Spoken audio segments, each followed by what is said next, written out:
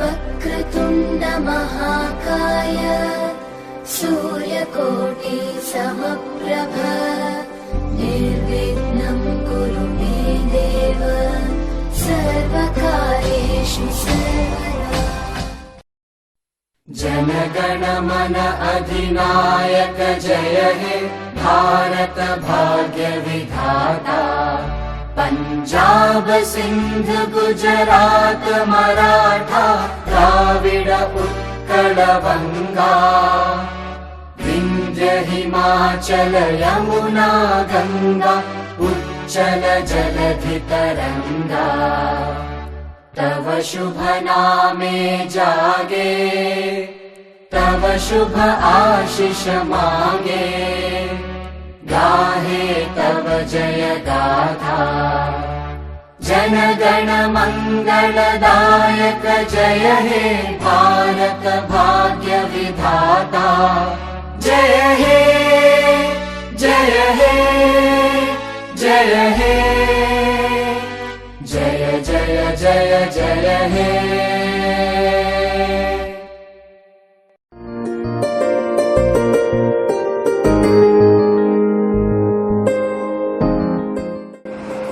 नमस्कार दोस्तों, मैं हिमांशु गौड़, प्रवक्ता निस्वार्थ सेवा संस्थान रजिस्टर्ड हाथरस। आज फिर हाजिर हूँ आपके पास एक चाय अनुभव की लेकर। आज़ादी के अमृत महोत्सव यानी 76वां वर्ष, उस पर सेवानिवृत्त हमारे बड़े भाई संजय राघव जी के साथ मेरे साथ मेरी टीम में है चंद्र प्रकाश अग्रवाल जी, संस्था के कोऑर्डिनेटर नितिन जी एवं संस्था के सचिव नीरज गोयल जी, सोशल मीडिया प्रभारी सारांश जी, इसी के साथ हमारे सह कार्यकारिणी सदस्य तरुण राघव जी। इन सभी के साथ मैं भाई साहब से जानना चाहूँगा, भाई साहब, जैसा कि क्योंकि मुझे पता लगा आप सेवानिवृत्त फौजी हैं, आप इंडियन आर्मी से हैं, तो अपने बारे में थोड़ा सा परिचय उन सभी लोगों के लिए और हमारे दर्शकों के लिए बताएंगे। मैंने अपनी शिक्षा दीक्षा हाथरस में सरस्वती इंटर कॉलेज और बागरा डिग्री कॉलेज से प्राप्त की जी। उसके बाद में 25 जून 1997 को मैं भारतीय सेना की तोपखाना की टुकड़ी मैंने ज्वाइन की। ट्रेनिंग करने के पश्चात मैं भिन्न भिन्न जगहों पर पोस्टेड रहा और ज़्यादातर मेरी पोस्टिंग जम्मू एंड कश्मीर और नॉर्थ ईस्ट में, जो इसको सेवन सिस्टर्स के नाम से जानते हैं, वहाँ पर मेरी पोस्टिंग रही। उसके बाद में मैं 1 अगस्त 2013 को वॉलंटियर रिटायरमेंट लेकर वापस अपने गृह जनपद हाथरस में आया। उसके बाद मैंने कुछ समय के लिए रेवेन्यू में लेखपाल के पद पर काम किया। उसके बाद में अब मैं अपने गरीब भाइयों के जो बच्चे हैं बेसिक शिक्षा में उनसे जुड़ने का प्रयास किया और मैंने बेसिक शिक्षा विभाग ज्वाइन किया।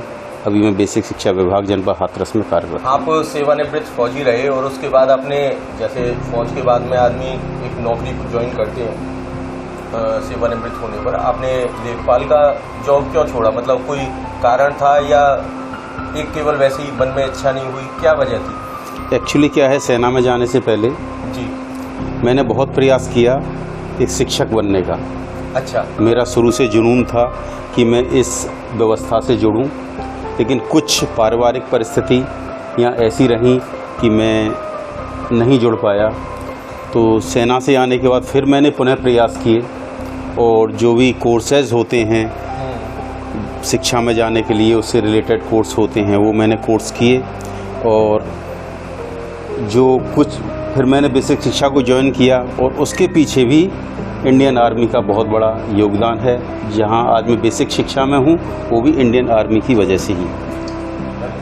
भैया, मैं एक जानकारी लेना चाहता हूं, जैसे बचपन से लेकर के और आपने इंडियन आर्मी ज्वाइन की 97 में, जैसा भी आपने बताया, वहाँ से आपका शुरू से लेके और इंडियन आर्मी ज्वाइन करने तक आपका कैसा सफ़र रहा? क्या आपने कुछ संघर्ष किए? क्या कैसा समय निकला वो, उसके बारे में कुछ थोड़ा जानकारी। चूँकि मैं और मेरा परिवार ग्रामीण पृष्ठभूमि से जुड़ा हुआ है और हम लोग कुछ समय के लिए हाथरस शहर में शिफ्ट हुए। उसके बाद हमारी पढ़ाई लिखाई शिक्षा दीक्षा शुरू हुई। पिताजी मेरे एक मजदूर वर्ग के लोग थे। उसके बाद में क्या होता था कि हमारे हाथरस आगरा से मेरठ के लिए बहुत सारी गाड़ियां हमारे रोड से निकलती थीं, जो इंडियन आर्मी की गाड़ियों का एक काफिला निकलता था। तो हम लोग उनको टाटा करते थे, वो गाड़ियों में से हमको सलूट करते थे। तो हमको एक बड़ा इंस्पिरेशन मिलता था कि क्योंकि उस टाइम टीवी वगैरह का थोड़ा सा अभाव था, नहीं देख पाते थे, तो हमें बड़ा अच्छा लगता था कि कहीं ना कहीं इस संस्था से हम भी जुड़ें और डायरेक्टली इस संस्था का काम देश सेवा करना है। तो देश सेवा और समाज सेवा करने का एक जुनून भी था। इसी वजह से मैंने अपने शिक्षा के दौरान मैं एनसीसी ज्वाइन की और सरस्वती इंटर कॉलेज और बागरा डिग्री कॉलेज से मैंने एनसीसी का सी सर्टिफिकेट भी प्राप्त किया, जिसने मेरे अंदर अनुशासन जागृत किया। और उसी अनुशासन की वजह से एक मेरी भावना थी कि मैं इंडियन आर्मी ज्वाइन करूँ। और अंत्योगत्या मैंने प्रयास किए, मेहनत की और फिर 25 जून 97 को मैंने इंडियन आर्मी ज्वाइन की। तो भैया जैसे आपने बताया कि मैं पहले शिक्षक बनने का मेरा ख्वाब था, तो वहाँ से और इंडियन आर्मी थोड़ा सा अलग हो गया, तो ये कैसे बदलाव हुआ? एक्चुअली क्या था, जहन में दोनों चीज़ चलती थी। क्योंकि पारिवारिक स्थिति सही नहीं थी, तो कहीं ना कहीं ये था कि किसी ना किसी कॉस्ट पर कुछ ऐसा हो जिससे कि मैं अपने परिवार की मदद कर सकूं। इस समय जहाँ पर आपको आश्चर्य होगा, जिस समय जहाँ पर मैं रहता हूँ इस स्थान पर, तो जब मैं 11th में पढ़ता था और 10th में पढ़ता था, तो 11th में मैं ट्यूशन पढ़ता था। एक हमारे बहुत परम पूजनीय गुरु जी हैं श्री अश्विनी कुमार कुलश्रेष्ठ इंग्लिश, उनसे ट्यूशन पढ़ता था। तो सुबह 6 बजे का ट्यूशन हुआ करता था और मैं 5 बजे से लेकर पौने 6 बजे तक बस स्टैंड से पेपर कलेक्ट करता था और साइकिल से पेपर बांटता था। अच्छा। साइकिल से पेपर तो जो उसका मिलता था उस टाइम मेरे को एक महीने में तकरीबन 40 रुपये मिलते थे, वो अपने ट्यूशन में मैं पे करता था। एक समय ये आया कि उन्होंने मुझे किसी छुट्टी वाले दिन देर समय तक पेपर बांट रहे थे, तो उन्होंने देख लिया और एक दिन वो बोले, ये बड़ा मतलब मेरा टर्निंग पॉइंट था। उन्होंने देख लिया और मुझे ट्यूशन के बाद बोला कि ऐसा कह रहा हो तुम रुक जाना। ट्यूशन के बाद मैं रुका, उससे पूछे कि मैंने कल तुझे देखा था, क्या तू पेपर बांट रहा था? मैं बोला हाँ सर। तो उन्होंने उसी दिन से मेरा पेपर बांटना बंद कराया। बोला आप आज से पेपर नहीं बांटेंगे और जो मैं ट्यूशन में लेता हूँ वो देवी आप पे नहीं करेंगे, और जो भी हेल्प होगी वो हेल्प मैं आपकी करूँगा। तो मेरे जीवन में उनसे भी मुझे बहुत सारी प्रेरणा मिली और कहीं ना कहीं मैं समझता हूँ कि आज जो कुछ भी मैं हूँ, कहीं ना कहीं मेरे गुरुजी का भी योगदान उसमें, माँ बाप के साथ गुरुजी का भी योगदान है। नहीं, बिल्कुल सही बात है, क्योंकि माँ बाप के बाद गुरु ही हैं जो हमें आगे का जीवन देखने का नजरिया उपलब्ध कराते हैं, और गुरु की महिमा तो भगवान से ऊपर भी बताई गई है। सर मैं पूछना चाहता हूँ, फिर आपने जब जैसे 97 में ज्वाइन की इंडियन आर्मी, तो उसके बाद आप 2013 तक सेवा में रहे, तो वो सफ़र आपका कैसा रहा इंडियन आर्मी में? सर आपने जैसे बताया कि मैंने 97 में आपने आर्मी ज्वाइन की और 2013 तक आप सेवा में रहे, तो वो सफ़र आपका जो आर्मी में गुजरा, इंडियन आर्मी में, उसके बारे में मैं थोड़ा जानना चाहूँगा, क्योंकि ये वास्तव में उत्सुकता का विषय है, क्योंकि बहुत सारी ऐसी चीज़ें हैं जो फिल्मों के और उनके माध्यम से ही हम देख पाते हैं, और उसके बाद इस तरीके से वास्तव में वास्तविकता क्या है इंडियन आर्मी की, वो थोड़ा सा मैं जानना चाहूँगा आपकी सफर। 97 के बाद जब मैंने इंडियन आर्मी ज्वाइन किया तो मेरा कुछ समय ट्रेनिंग में निकला। मैंने नासिक में ट्रेनिंग किया, वहाँ से ट्रेनिंग करने के पश्चात 8-10 दिन की मुझे छुट्टी मिली। उसके बाद में मेरी पोस्टिंग मणिपुर में कर दी गई। जब मैं यहाँ से मणिपुर में पोस्टिंग गया तो मणिपुर आसाम के बॉर्डर पर एक जगह है जिरीबाम। जिरी एक नदी का नाम है, उस जिरी से उधर मणिपुर है और जिरी के इस पार असम स्टार्ट हो जाता है। तो वहाँ की स्थितियाँ बड़ी दुर्गम थीं और बड़े दिल दहलाने वाला एक हादसा उन्हीं दिनों पर हुआ कि हमारी पार्टी, हम लोग ऑपरेशन में जा रहे थे, सर्च ऑपरेशन में। हमारे पास 3 गाड़ियाँ थी, हमारी लास्ट की एक गाड़ी पर एम्बुश हो गया और हमारे 5 साथी 7 जुलाई 97 को शहीद हो गए। ऐसा उस समय कैसा माहौल होता होगा? मैं बीच में आपको रोक रहा हूँ कि जिसके साथ बैठ के अभी 10 मिनट पहले या 1 घंटे पहले या 2 घंटे पहले खाना खाया, जिसके साथ थोड़ा सा हंसी मजाक किया, एकदम से वो चला जाए, ये हतोत्साहित नहीं करता कहीं? हतोत्साहित तो नहीं करता, लेकिन उससे एक जुनून तो दिल में आता ही है, क्योंकि हम जिस काम के लिए इंडियन आर्मी हमने ज्वाइन की है, हमारा मूल कार्य है कि हमारी मातृभूमि की तरफ जो भी आंख उठाएगा, कहीं ना कहीं हम उसको काउंटर करेंगे, चाहे उसके लिए हमें अपने प्राणों का न्यौछावर भी क्यों ना देना पड़े। और हमें इनिशियली शपथ भी यही खिलाई जाती है ट्रेनिंग के बाद में, आग के रास्ते, पानी के रास्ते, हवा के रास्ते, देश की रक्षा के लिए जहाँ भी जाना होगा वहाँ जाएंगे और अपनी मातृभूमि की रक्षा के लिए जो भी संभव करना होगा वो करेंगे। दुख तो होता है, हमारा साथी जब हमारे बीच से जाता है दुख तो होता है, लेकिन उस दुख को हम जुनून के रूप में लेते हैं और अपने काम को आगे बढ़ाते हैं। वैसे गर्व है हमें अपनी संस्कृति पर, जिसने कभी विस्तारवादी सोच को आगे नहीं बढ़ाया। हमेशा हम अपनी सीमाओं की रक्षा करते हैं, कभी सीमाओं को तोड़कर आगे नहीं बढ़ते। ये हमारी एक मूल सोच जो भारत की है, उसको हमारी सेना ने आज तक रक्षित रखा है।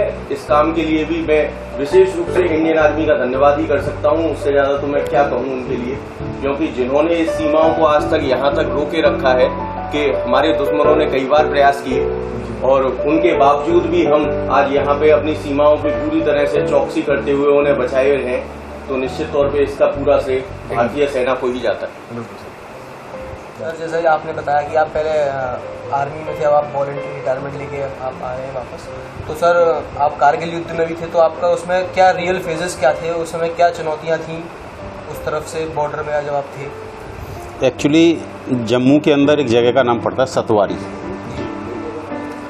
तो हमारी मूल पोस्टिंग सतवारी में थी। दिक्कतें बॉर्डर पर चल रही थी, क्योंकि हमारी जो इंट हैं वो हमें सूचनाएं मिलती रहती कि दिक्कतें। अलर्ट तो इंडियन आर्मी अलर्ट तो 24/7 अलर्ट ही रहना पड़ता है, और हमेशा हम लोगों के जीवन में ट्रेनिंग एक का पार्ट होता है जो हमेशा हम लोग ट्रेनिंग करते रहते हैं। तो हमारे कमांडिंग अफसर ने हमको रात को 11 बजे पूरी पलटन को फॉलन किया, क्योंकि हमारे पास तोपें थीं, गाड़ियां लग गई, तोपें टो हो गई हमारी, उसके फॉलन किया।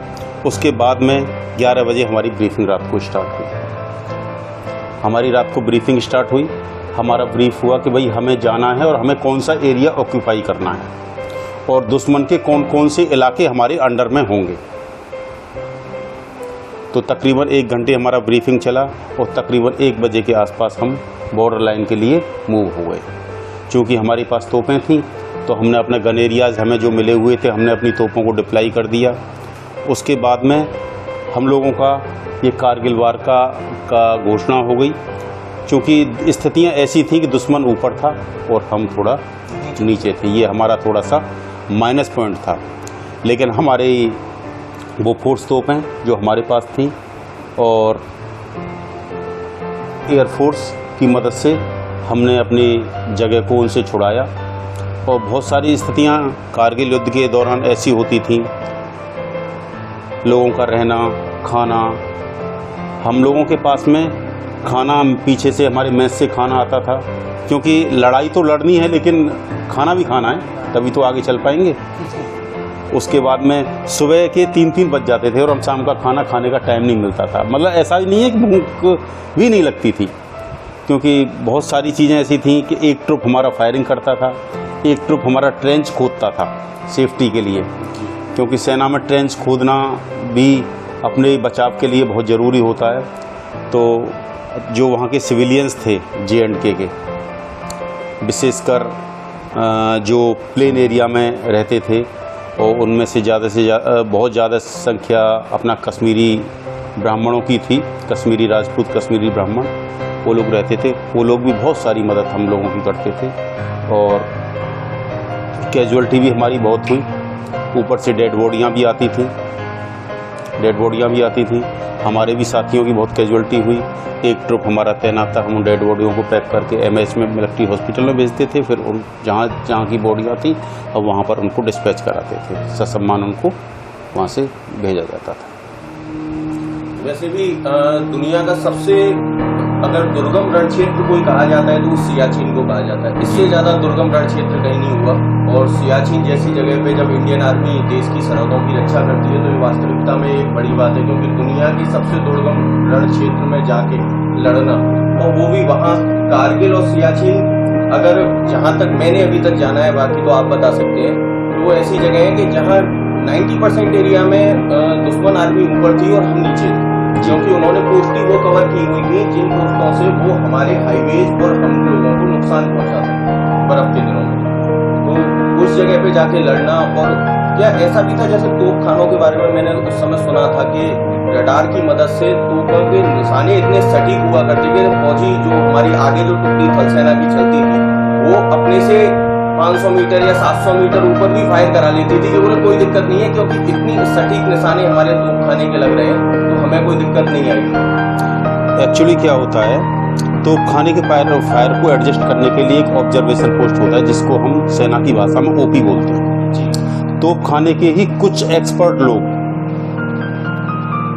जिनमें कुछ स्टेट के अलग अलग लोग होते हैं, हमारा सब चेन होती है, कोऑर्डिनेशन की एक चेन होती है, तो एक टुकड़ी हमारी फॉरवर्ड में रहती है और वो पूरा ऑब्जर्व करके रखती है कि हमको तोप का फायर सपोर्ट कहाँ चाहिए। हमारी गन एरिया से फायर करती है। हो सकता है कि हमारा गोला पिन पॉइंट पर ना पहुंच पाए, क्योंकि 20 या 30 किलोमीटर पहले से गोला आ रहा है, उस पर हवा का और मौसम का फर्क भी पड़ता है। हवा का, मौसम का, किस ट्रेजेक्ट्री में गोला जा रहा है उसका भी फर्क पड़ता है। मान लो गोला 50 मीटर लेफ्ट राइट हो गया तो हम लोग अपने टारगेट को अचीव नहीं कर पाते हैं। तो हमारे जो फॉरवर्ड पोस्ट पर जो लोग बैठे हुए हैं वो हमें मैसेज देते हैं कि इसको थोड़ा एडजस्ट करो, और कितना एडजस्ट करना है वो कोड में, जो सेना के कोड है जो मैं आपसे डिस्कस नहीं कर सकता हूँ, ठीक है, उस कोड में पास करते हैं। उसके बाद फिर दोबारा गोला फायर किया जाता है और टारगेट को हिट करता है। उस समय कारगिल के समय एक बात मैं जो अखबारों में पढ़ी कि दुश्मन इतनी ऊंचाई पे थे कि जो गोलियां वो मार रहे थे तो हमारे एक सैनिक भाइयों की सीधे आंख में निशाना गया। जी, ये ऐसी बात सही है? बिल्कुल ऐसा है। जब दुश्मन ऊपर बैठा हो तो हम नीचे बैठे हों, तो ऊपर से एक पत्थर का टुकड़ा भी डाल दिया जाए तो वो एक गोली का काम करता है। फिर भी हमारे जो इन्फेंट्री ट्रुप्स हैं वो इतने एक्सपर्ट थे और इतने जुनूनी थे, जिसमें हमारी Naga regiment, Rajput regiment, Jat regiment, इन लोगों ने बहुत अच्छा प्रयास किया। कुमाऊं रेजिमेंट, इन लोगों ने इन दुर्गम स्थितियों में भी जाकर अपनी पोस्टों पर कब्जा किया। आर्टिलरी का, तोपखाने का फायर सपोर्ट था, एयरफोर्स का पूरा हेल्प था। आपने न्यूज़ चैनलों और टीवी के माध्यम से इस पर बहुत सारी मूवियाँ भी बन चुकी हैं, अभी तक आपने देखा होगा। तो मूवियों में थोड़ा सा कुछ इधर उधर का दिखाते हैं, लेकिन बहुत कुछ उसमें मूवियों में कुछ ऐसा दिखाया गया है कि वहाँ की वस्तु स्थिति से आप लोगों को, जनता को हमारी जानकारी मिले। और गवर्नमेंट का सपोर्ट बहुत था और आज भी गवर्नमेंट का सपोर्ट बहुत है। इंडियन आर्मी का मॉरल पहले भी अप था और आज भी अप है, और हमारे देश की जनता की वजह से हमेशा ही अप रहेगा।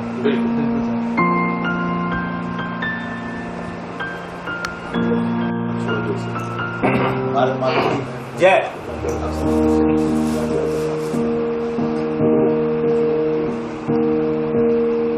सर, जैसे आपने सेना में रह के देश की सेवा की, अब आप शिक्षक के रूप में भी देश को एक सेवा दे रहे हैं, तो इस दोनों में अंतर आपको क्या अच्छा बेहतर लगा है और कैसे सही रहा? आपका क्वेश्चन बहुत इंटरेस्टिंग है। एक सैनिक के रूप में देश की सेवा और एक शिक्षक के रूप में सेवा, जितना मैं समझता हूँ दोनों में कोई खास अंतर नहीं। एक सैनिक के रूप में देश की सेवा, वो हमारी देश की सीमाओं की सुरक्षा करना, और एक शिक्षक के रूप में एक सेवा, जो हमारे नन्हे मुन्ने बच्चे हैं, वो हमारे देश का भविष्य है, वो भी कहीं ना कहीं हमारे देश को आगे लेकर जाएंगे। जैसा कि हम कुछ जान पा रहे हैं कि हमारी सरकार का, हमारे देश का सपना है कि विकसित देश देखना, बहुत अच्छी टेक्नोलॉजी लेके आना। तो जब यह बच्चे बड़े बड़े इंजीनियर बनकर जाएंगे तो ये हमारी सेना के लिए और ज़्यादा टेक्नोलॉजी का निजात करेंगे, तो वो भी कहीं ना कहीं एक देश की सेवा का ही। बिल्कुल आप सही कह रहे हो, क्योंकि जो देश रक्षा क्षेत्र में सब कुछ आयात करता था आज वो निर्यात करने पे आ गया। ये निश्चित है कि युवाओं को गुरुओं ने अच्छे संस्कार दिए, गुरुओं ने अच्छी चीजें सिखाई जिससे कि वो आगे बढ़ पाते हैं। और आपने जो पहले अभी कहा था पिछले वाले में, अभी पहले जो आपसे बात हुई थी कि कहीं हद तक देश की जनता का जो सपोर्ट है, ये भी तो एक गुरुओं ने तो सिखाया है कि देश की मातृभूमि की, हमारी की भारत माता की जय या वंदे मातरम, ये सब कुछ हम अपने घरों से, अपने गुरुओं से ही तो सीखे। तभी तो हम अपनी आर्मी को इतना प्यार करते हैं या उसे इतना सपोर्ट करते हैं। जो आप अपने बचपन की बता रहे थे कि आज भी मुझे भी याद है, मैंने भी जब छोटा सा था तो मैं भी टाटा बाय बाय किया करता था। बड़ा अच्छा लगता है यूनिफॉर्म में खड़े हुए एक बंदे को देख के, इतना गर्व फील होता है। आज भी कोई सैनिक अगर जा रहा हो, मेरे पास भी जितने भी सैनिक आते हैं, मैं आज एडवोकेट हूँ, कोशिश करता हूँ कि उनकी हर संभव मदद कर सकूँ, उन्हें अच्छे से अच्छी तरह से डील कर सकूँ, उन्हें महसूस ना हो कि हमने इन लोगों के लिए देश की सेवा की थी और आज ये लोग हमें इस तरह से रिएक्ट कर रहे हैं, इस तरह से हम लोगों के साथ व्यवहार कर रहे हैं। पूरी कोशिश ये रहती है कि उन्हें एक मान, उनका एक सम्मान उस तरह से रहे कि उन्हें ये लगे कि हाँ, हमने अच्छे लोगों के लिए, अपने देश के एक अच्छे नागरिकों के लिए हमने इस देश में सेवा की। बिल्कुल यही आपकी बिल्कुल सही बात है। आज भी मैंने अपने घर पर अपने बॉक्स में अपना फुल यूनिफॉर्म रखा हुआ है। तो मैंने सभी को बताया हुआ है कि जब इस दुनिया से हमारी आखिरी यात्रा हो तो इसे हमारे साथ में जरूर ले जाए। बहुत प्यार होता है यूनिफॉर्म से। वास्तविकता में एक फौजी को यूनिफॉर्म से जो लगाव है वो शायद मैं नहीं समझता किसी और चीज से हो। जिस प्लेट में वहाँ मैं खाना खाता था आज भी वो प्लेट मेरे किचन में मौजूद है। जिस गिलास में चाय पीता था वो आज भी गिलास। की भावनाओं की बिल्कुल हमें आज पहली बार एक लगा कि कितने भावनात्मक भी होते हैं। नहीं तो फौजी के रूप में आप सोच सकते हो किसी भी आदमी को एक हार्ड या बहुत ही ज्यादा स्ट्रॉन्ग पर्सनैलिटी। आज देखो भाई साहब की आंखों में जो आंसू है उन्हें मैं पढ़ पा रहा हूँ। निश्चित तौर पे उस यूनिफॉर्म को याद करना एक बहुत ही कठिन अनुभव और वो भाई साहब महसूस कर रहे हैं। हमारे साथ हमारी संस्था के अध्यक्ष श्री सुनील अग्रवाल जी भी मौजूद है। मैं चाहूँगा कि क्योंकि ये अमृत महोत्सव आज़ादी का एक ऐसा मौका है जिसमें आज़ादी जो इतने दिन हमें मिली हुई है इसके अमृत को हम सब लोग अपने ग्रहण करें। तो मैं चाहूँगा कि अध्यक्ष जी भी अपने भैया के अनुभवों को ग्रहण करें और जो भी उनके सवाल हो तो भैया से लें। दोस्तों, सबसे पहले जय भारत। 15 अगस्त वास्तव में हर भारतीय के लिए बहुत बड़ा दिन होता है। उस दिन हम देशभक्ति से रिलेटेड अगर गाने ना सुन लें तो हमें वो आनंद की प्राप्ति नहीं हो पाएगी जो ईश्वरीय भजनों में होती है, जो मंदिर के घंटे से आती है, जो मस्जिद की अजान से आती है। दिल को वास्तव में जो शांति हमें मिलती है, मैंने हमेशा एक महसूस किया है, चाहे वो थिएटर में राष्ट्रगान हमारा बज रहा हो, चाहे स्कूल में बज रहा हो, राष्ट्रगान को सुनने के बाद जो रोंगटे खड़े होते हैं। वास्तव में कई बार मैं खुद सोचता हूँ एक ही चीज़ को बार बार सुन के बार बार रोंगटे कैसे खड़े हो सकते हैं। और शायद हमारे आर्मी मैन वो इस चीज़ का बेहतर अनुभव रखते होंगे कि जो व्यक्ति दिन रात देश के लिए ही जिया है, देश के लिए जिन्होंने सोचा है, वो कितना महान और पुनीत कार्य कर रहे हैं। और थोड़ा सा मैं ये जानना चाहूँगा कि आप भी जब बॉर्डर पे थे तो आप जब ये राष्ट्रगान सुनते थे तो आपको कैसा महसूस होता था उस समय? एक सैनिक के जहन में राष्ट्रगान रग रग में हमेशा भारत माता की जय और राष्ट्रगान हमेशा बसा हुआ होता है। जब हम किसी ऑपरेशन को लॉन्च करते हैं, आज भी सेना में ऑपरेशन लॉन्च होते हैं, तो उसकी शुरुआत राष्ट्रगान और भारत माता की जय से ही होती है। और हर धर्म का, हर वर्ग का आदमी वहाँ एक प्लेट में खाना खाने का खाता है और इतना प्रेम होता है कि देश की भावनाओं में इतनी ओतप्रोत होते हैं सैनिक कि राष्ट्रगान से बड़ा गान तो इस दुनिया में एक भारतीय के लिए कोई हो ही नहीं सकता। दोस्तों, आपको शायद एक जानकारी हो कि भारत देश के राष्ट्रगान को सबसे बेहतरीन राष्ट्रगान का भी पहले पुरस्कार मिल चुका है। हमारा राष्ट्रगान रविन्द्रनाथ टैगोर जी द्वारा लिखा गया है, जिनके द्वारा 2 देशों के राष्ट्रगान लिखे गए हैं, एक भारत देश का, दूसरा बांग्लादेश का। वैसे सैनिक का जीवन होना अपने आप में ही एक इनाम है, ईश्वरीय पुरस्कार है। परंतु मैंने सुना है भाई साहब, सर आपको भी कुछ मेडल्स मिले हुए हैं जी। तो क्या हम वो मेडल देख सकते हैं और किस क्षेत्र में मिले हैं, थोड़ा सा दर्शकों को बताएंगे और अच्छा लगेगा। ये मेडल हैं मेरे, जो मेरे सैनिक जीवन की असली कमाई है। और ये मेडल हमारी जो भी मेडल मिलते हैं, जो हमारी सर्विस बुक में सभी एंट्री होते हैं। कुछ मेडल होते हैं कि हमने कितना सर्विस किया, कारगिल वार, सियाचिन, नॉर्थ ईस्ट, और इसमें एक मेडल है कि हमारे देश को आज़ाद हुए 50 साल हो गए थे, क्योंकि 97 के बाद में जो भी सैनिक भर्ती हुए हैं वो सभी लोग हम आज़ादी का एक मेडल अपने सीने पर ज़रूर लगाते हैं। तो ये भिन्न भिन्न क्षेत्रों में भिन्न भिन्न जगह पर सर्विस करने के लिए, और भिन्न भिन्न जिन भी लड़ाइयों में आप शामिल हुए, ऑपरेशन विजय, जिसको कारगिल युद्ध को हम लोग ऑपरेशन विजय के नाम से जानते हैं जी। उसके बाद ऑपरेशन पराक्रम लॉन्च किया था गवर्नमेंट ऑफ इंडिया ने। ऑपरेशन विजय के बाद में आपको याद होगा कि हमारी संसद पर हमला हुआ था, जो देश के दुश्मनों ने हमारी संसद को आघात पहुंचाने की कोशिश की थी। तो इंडियन गवर्नमेंट और रक्षा मंत्रालय के निर्देशन में ऑपरेशन पराक्रम स्टार्ट हुआ था। तो ऑपरेशन पराक्रम का भी एक मेडल सभी सैनिकों को, जिसमें उस पर ऑपरेशन में भाग लिया था, तो गवर्नमेंट ऑफ इंडिया ने इशू किया था। बहुत सुंदर। इन मेडल्स को देख के ऐसा लगता है कि जीवन की जमा पूंजी लिए हुए कोई पुण्यात्मा ही हमारे साथ बैठी हुई है। दोस्तों, हम निस्वार्थ सेवा संस्थान में हमेशा जब कार्य करते हैं तो ये बोलते हैं कि हम लेके जाएंगे ऊपर। बहुत सारे लोग जो सामान ऊपर नहीं ले आ सकते वो हम लेके जाएंगे, उपकरणों का पिटारा लेके जाएंगे। और लगता है हमारे बड़े भाई पहले ही उस पिटारे को अपने साथ लिए हुए बैठे हैं। तो हमेशा जो देश के शरद का जो रक्षा करने वाला रहा है, निश्चित ईश्वर की गोद में ही वो रहा है। बहुत अच्छा लगा ये सब। के साथ अंत में मैं कहना चाहूंगा, भारत माता की जय, भारत माता की जय, वंदे मातरम, वंदे मातरम। भारतवर्ष इसी तरह हमेशा हमारे सैनिकों की वजह से आजादी के अमृत और भी अच्छे अच्छे महोत्सव मनाता रहे। और इस पूरे वीडियो का छायांकन मेरे छोटे भाई सौरभ शर्मा जी द्वारा किया गया।